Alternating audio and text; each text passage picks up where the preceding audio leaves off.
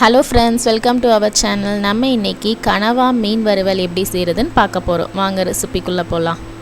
இப்போ நான் 1/2 கிலோ கனவா மீனை நல்லா வாஷ் பண்ணிவிட்டு எடுத்து வச்சுருக்கேன். இதில் 1/4 டீஸ்பூன் மஞ்சத்தூள், சீரகத்தூள் 1/2 டீஸ்பூன், மிளகு 1/4 teaspoon, Kashmiri chilli powder 2 teaspoon, இஞ்சி பூண்டு பேஸ்ட் 2 டீஸ்பூன், உப்பு தேவையான அளவு இதெல்லாம் சேர்த்து நல்லா மிக்ஸ் பண்ணிக்கோங்க. இது கூடவே தனியா 2 டீஸ்பூன் சேர்த்து நல்லா மிக்ஸ் பண்ணிக்கோங்க.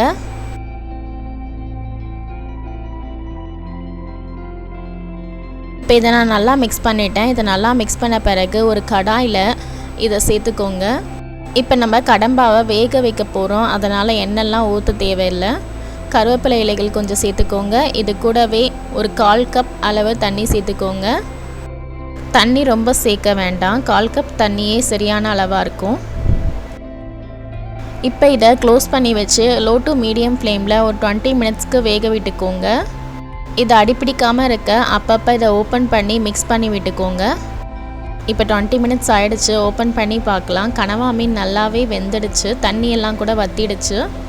தண்ணியெல்லாம் வற்றின பிறகு இது போல தான் இருக்கும். இப்போ நம்ம ஃப்ளேம் ஆஃப் பண்ணிடலாம். இப்போ வேறு ஒரு கடாயில் 2 டேபிள் ஸ்பூன் அளவு எண்ணெய் சேர்த்துக்கோங்க.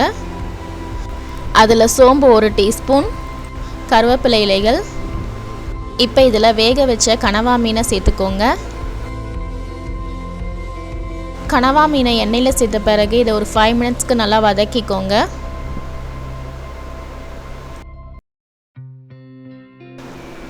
ஃபைவ் மினிட்ஸ்க்கு எண்ணெயில் நல்லா வதக்கின பிறகு இதில் 1/2 டீஸ்பூன் அளவு மிளகை இடித்து சேர்த்துக்கோங்க. இது கூடவே கரம் மசாலா 1 டீஸ்பூன் சேர்த்து இதை நல்லா மிக்ஸ் பண்ணி விட்டு ஃப்ளேம் ஆஃப் பண்ணிவிடுங்க. இது சாப்பிட்ட கறி டேஸ்ட்டில் ரொம்பவே நல்லாயிருக்கும். நம்ம கனவா மீன் வறுவல் ரெடி ஆகிடுச்சு. இந்த ரெசிபி ரொம்பவே நல்லாயிருக்கும். நீங்களும் ட்ரை பண்ணி பாருங்கள். ட்ரை பண்ணி பார்த்துட்டு உங்களுக்கு பிடிச்சிருந்தா கமெண்ட் பண்ணுங்கள். மறக்காமல் சப்ஸ்கிரைப் பண்ணுங்கள். தேங்க்ஸ் ஃபார் வாட்சிங்.